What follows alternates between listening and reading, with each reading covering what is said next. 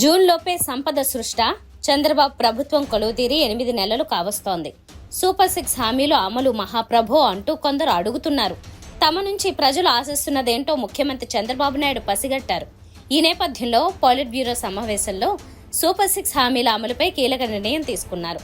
జూన్లోపు 3 ప్రధాన హామీలు అమలు చేయడానికి ప్రభుత్వం ముందుకొచ్చింది. తల్లికి వందనం, అన్నదాత సుఖీభవ, మహిళలకు ఆర్టీసీ బస్సుల్లో ఉచిత ప్రయాణం పథకాల అమలుకు పొలిట్ బ్యూరో సమావేశంలో గ్రీన్ సిగ్నల్ ఇవ్వడం విశేషం. నేడు అన్నమయ్య జిల్లాకు చంద్రబాబు. పెన్షన్ల పంపిణీలో భాగంగా సీఎం చంద్రబాబు నాయుడు అన్నమయ్య జిల్లా రాయచోటి నియోజకవర్గంలోని సంబేపల్లిలో పర్యటించి స్వయంగా పింఛన్దారులకు పింఛన్ అందించనున్నారు. నేటి నుంచి రాష్ట్రంలో కొత్త రిజిస్ట్రేషన్ ధరలు. నేటి నుంచి ఏపీలో కొత్త రిజిస్ట్రేషన్ ఛార్జీలు అమల్లోకి రానున్నాయి. దీంతో పలు చోట్ల 20 నుండి 100% అధికంగా రిజిస్ట్రేషన్ ఛార్జీలు పడనున్నాయి. అమరావతి చుట్టుపక్కల మాత్రం ధరలు పెరగడం లేదు.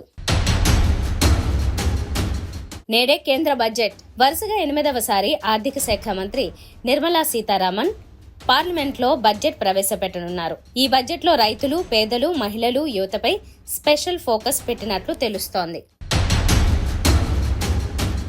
అమెరికాలో మరో విమాన ప్రమాదం.